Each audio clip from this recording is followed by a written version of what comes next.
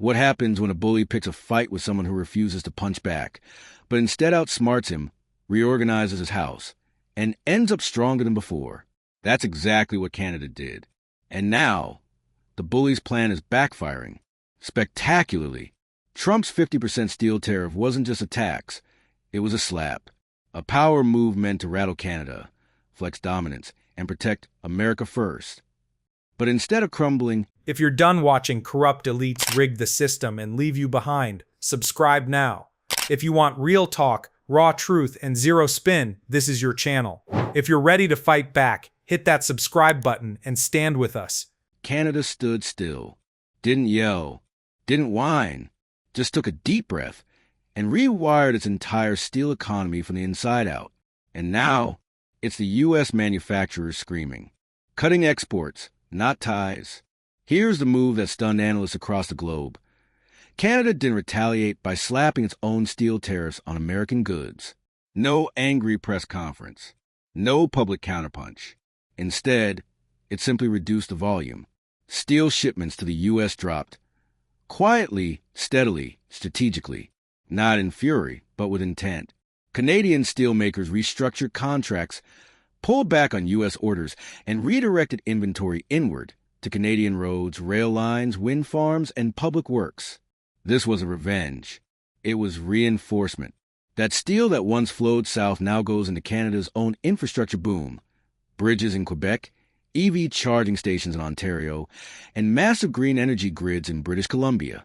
It's not just steel anymore, it's sovereignty. A renaissance forged in carbon-free furnaces. At the center of this transformation is the green steel revolution. Out go the century-old coal-fired blast furnaces. In comes sleek, electric arc furnaces powered by hydro, nuclear, and renewables. Emissions down, efficiency up. And the product? Steel so clean it passes the European Union's carbon border adjustment with flying colors. In Hamilton, Ontario, the heart of Canada's steel belt, plants once flirting with shutdowns are now hiring. In Sault Ste. Marie, steel workers who feared layoffs are back on the line, this time running next-gen furnaces that make steel with up to 90% fewer carbon emissions. Canada isn't just making steel, it's making the future. Meanwhile, in the U.S., let's talk about the fallout across the border. Trump's tariffs were supposed to save American steel, protect the Rust Belt, boost Made in USA. But reality? Different story. American manufacturers are suffocating under higher input costs. Automakers can't get the volumes they need at prices they can afford. Construction firms delay projects because steel beams now cost 25% more. Welding companies are shutting down shops in Ohio and Indiana, laying off workers, because prices make bids uncompetitive. You know what happens when you build a wall around your suppliers? They stop showing up, and it gets worse. The automotive punch to the gut. Look at the car industry. Steel is the backbone of every sedan, SUV, and pickup, and with Canadian supply restricted and domestic U.S. steel prices spiking, automakers are in crisis mode. GM has delayed launches. Ford has cut production on several models. And Toyota? They're now importing more steel from Japan, eating costs to avoid passing sticker shock to customers. But even then, it's not enough. Average vehicle prices in the U.S. have jumped by nearly $2,000 since the tariffs began. Not because of fancy tech, but because of steel. And that hike? It's driving down sales, increasing auto loan defaults, and chilling consumer demand. So much for protecting American jobs. Canada's long game is working. Let's be clear. Canada didn't plan a hit and run. It's playing chess. And every move is coordinated. While Trump screams about unfair treatment, Canada is busy negotiating green steel contracts with Germany, shipping low-carbon steel to Tokyo, hosting trade missions with Denmark and South Korea. And guess what? Buyers are lining up. Because when you offer quality steel that won't get slapped with carbon tariffs, people want in. Europe wants clean steel. Asia needs reliable supply. And Canada's got both. Plus, thanks to government procurement mandates, Canadian steel is now the backbone of every federally funded public project. Hospitals, highways, hydro lines, all stamped with Made in Canada. No tariff. No delay, just investment in workers and technology.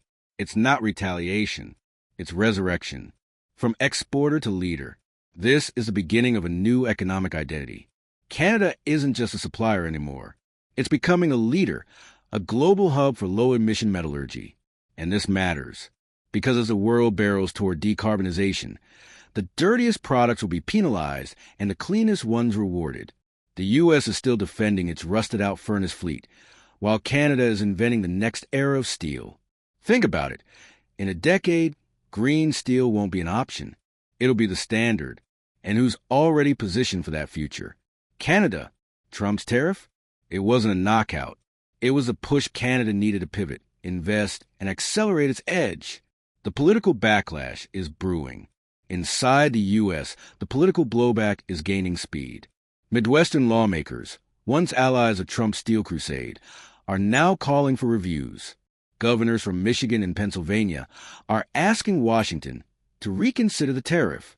Business coalitions, trade unions, and even automotive giants are sounding alarms about job losses, reduced exports, and stagnation in supply. The irony? The very states Trump said he was protecting are the ones now bleeding jobs. And Canada? Watching it unfold from the sidelines. Calm, focused, moving forward. Canada's playbook. Stability, sustainability, and sovereignty. What's the secret? It's not magic, it's maturity. Canada's steel strategy is built on 3 pillars. Stability, no chaos, no tweet-driven trade shocks. Investors know the rules won't change tomorrow. Sustainability, the cleanest steel gets the best price. Canada's already there. Sovereignty, the less you rely on one market, especially one run by tantrums, the more resilient you are. Diversification is power. That's the strategy. And it's winning. Where it all goes next, this isn't over. The global steel race is just beginning. But one thing is clear. The U.S. fired the first shot, and Canada absorbed the blow, learned, and evolved. Now, as American industries struggle with higher costs and fewer options, Canada is opening new plants, closing new deals, and gaining global clout. The 50% tariff was meant to punish, but instead, it pushed Canada into the future. And that's the biggest irony of all. In trying to shrink Canada's steel footprint, Trump expanded its ambition. You can slap a tariff on steel, but you can't tariff innovation. You can't tariff integrity. And you sure as hell can't tariff national strategy. Canada's proving that in real time. And the rest of the world? They're taking notes. So what's the end game? Because this isn't just a trade story anymore. It's an industrial war, and Canada is winning it not with rage, but with redesign. Let's break it down. Canada's blueprint for steel sovereignty. After Trump's steel tariff blitzkrieg, Canada didn't flinch. It drafted a plan. A real one. Not a press release, not a cheap slogan, but an actual, actionable blueprint that reimagines what a modern steel economy looks like. It started in boardrooms and union halls. Quiet conversations, honest assessments. And then the real work began. Billions poured into next-generation technology, not for short-term gains, but for 10-year transformation. Government grants matched with private investment. Carbon reduction mandates enforced through procurement policy. And for once, every stakeholder, from labor to environmental groups to business leaders, got on the same page. That consensus? That's Canada's secret weapon. It's not just steel, it's strategy. And the numbers are telling the story. In 2023 alone, employment in the Canadian steel sector rose for the first time in nearly a decade. Hamilton, Ontario, once written off as a relic of the past, is now a case study in the green manufacturing revival. Plants are cleaner, safer, and more productive. Workers are earning better wages. And instead of relying on foreign demand, Canadian steel is staying home, fueling the country's own infrastructure and industrial growth. It's economic patriotism without the paranoia. And here's the kicker. The steel Canada does export is now more valuable. Why? Because it's green. It meets the benchmarks that European and Asian buyers are demanding. They want cleaner inputs. They want traceability. They want long-term partners, not countries slapping on tariffs one day and ripping up deals the next. That means Canada's steel fetches premium prices abroad. Even with fewer exports, the revenue is climbing. Fewer tons, more dollars. That's smart trade. America's rust is showing. Now let's flip the lens. While Canada builds toward the future, the U.S. is stuck polishing its rust. Trump's tariffs were supposed to bring the steel industry back. But where's the proof? Yes, a few U.S. plants ramped up production, but temporarily. Because once the artificial protection of a 50% tariff distorts the market, inefficiency creeps in. You get bloated costs, fragile supply chains, and a false sense of competitiveness. Fast forward, and U.S. firms can't even get the volume or quality they need domestically. Imports are down, prices are up, and yet production hasn't meaningfully expanded. That's not a comeback. That's a dead end. Meanwhile, steel-consuming industries, construction, auto appliances, are caught in the crossfire. They're paying more, delivering less, and losing contract to foreign competitors who can undercut U.S. prices because they don't have a tariff bloating their bill of materials. That's what happens when you protect one industry and punish 5 others. Canadian steel, global standards. Now, let's talk about standards. Canada isn't just selling a product anymore. It's selling trust. Canadian steel is traceable, ethical, green certified. It comes from plants that pay union wages, follow labor laws, and meet ISO environmental compliance. That means when a German automaker or a Japanese shipbuilder chooses Canadian steel, they're buying more than just metal. They're buying certainty. No hidden emissions, no hidden abuses, no sudden sanctions or political instability. Compare that to the U.S., where unpredictability is now part of the business climate. One administration grants a deal, the next tears it up. One day you're an ally, the next you're hit with a tariff. Investors and trade partners notice that, and they're adjusting, from steel to symbolism. But let's zoom out for a second. This isn't just about molten metal. This is about values. Trump's tariff wasn't an economic decision.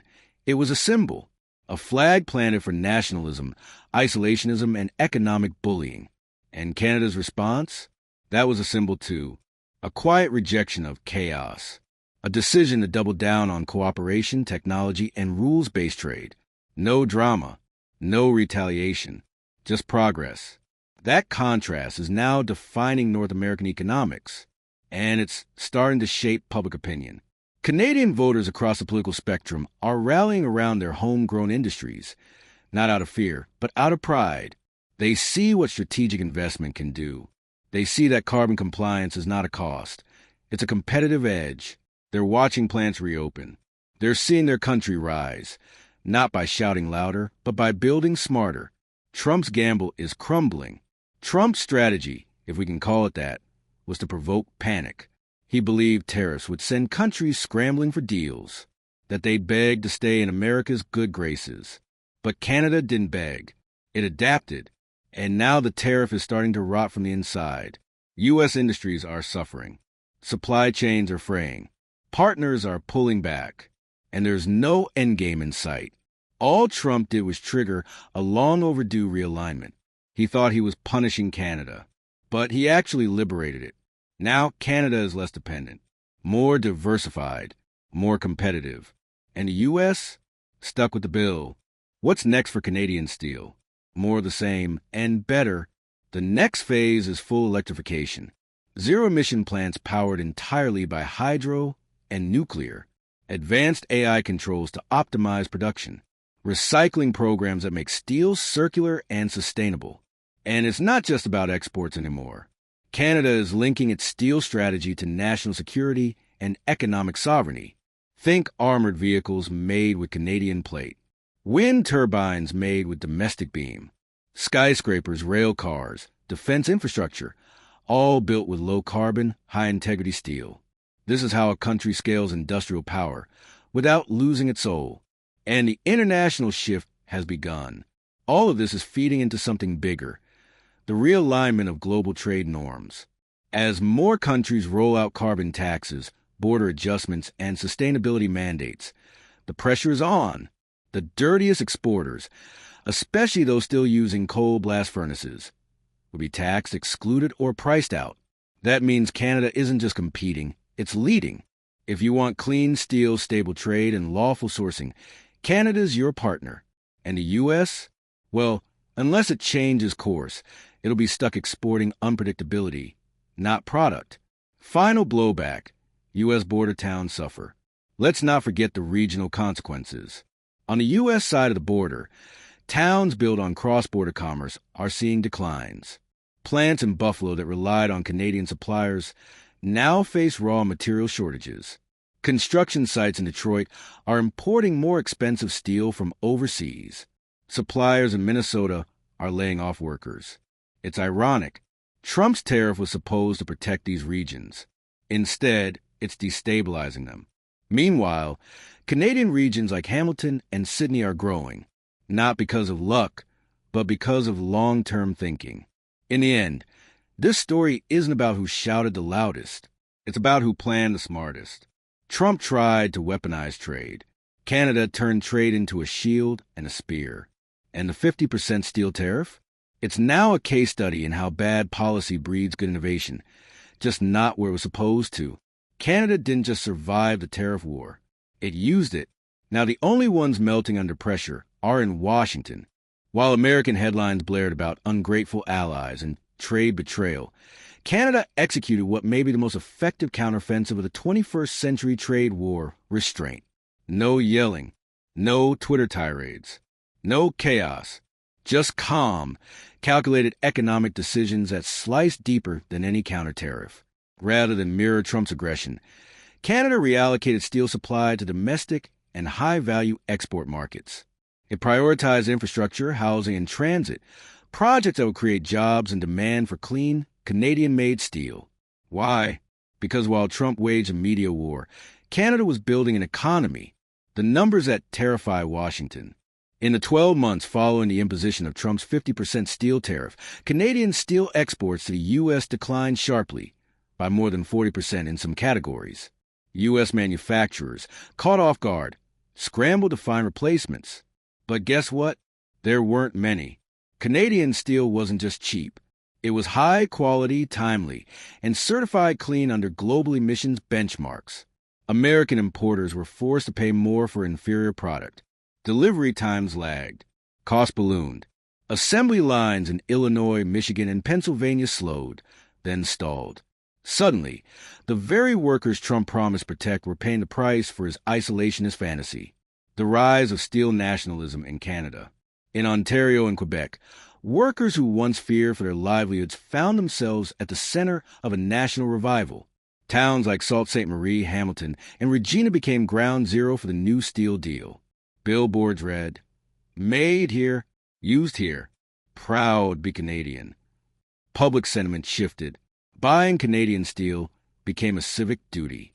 Local governments passed resolutions to use only domestically sourced steel in new projects. It wasn't just about economics. It was about respect, pride, and self-determination. This wasn't knee-jerk nationalism. It was smart industrial policy rooted in collective resilience. Green steel equals future-proof industry. Here's where Canada took it a step further. While the U.S. was busy reviving 20th century mills running on coal and political nostalgia, Canada bet everything on green technology. Electric arc furnaces, scrap metal reuse, zero-emission logistics. The works. That transformation didn't happen by accident. It happened because Ottawa, the provinces, and private industry agreed that carbon competitiveness was no longer optional. It was survival. That's why German automakers, Dutch construction firms, and Japanese shipbuilders are turning to Canada. They don't just want steel, they want compliance-proof steel. And Canada delivers. Canada's domestic economy, the real winner. Let's not forget the real payoff. Canada's domestic economy didn't just weather Trump's tariff. It thrived under the pressure. Why? Because this wasn't a crisis. It was an opportunity to reinvest a home. From the Trans-Canada Highway to rural bridges in Saskatchewan to wind turbine frames in Nova Scotia, Canadian projects are now built with Canadian steel. Each dollar spent circulates locally. Wages go up. Municipal tax bases expand. Infrastructure lasts longer. And the country becomes less dependent on foreign inputs. It's the steel multiplier effect, and it's transforming the Canadian economy from the inside out. U.S. allies start taking notes. Now here's where it gets even more interesting. Other countries, especially those also targeted by U.S. tariffs, are watching Canada's playbook, and they're starting to mimic it. Australia is exploring public-private partnerships to modernize its mills. South Korea is investing in low-carbon tech. Even parts of the EU are studying Canada's procurement rules that prioritize local, clean, and ethical steel. In other words, Canada isn't just adapting, it's leading. Trump wanted to isolate Canada. Instead, he elevated it as a model for the post-tariff world order. Let's be clear, Trump's tariff was a shock, but it wasn't a death sentence. In fact, it may have been the best thing to happen to Canadian industry in 50 years. Why? Because it forced a reckoning. It made Canada ask itself hard questions. And instead of panicking, it responded with vision, clarity, and discipline. That's leadership. That's nation building.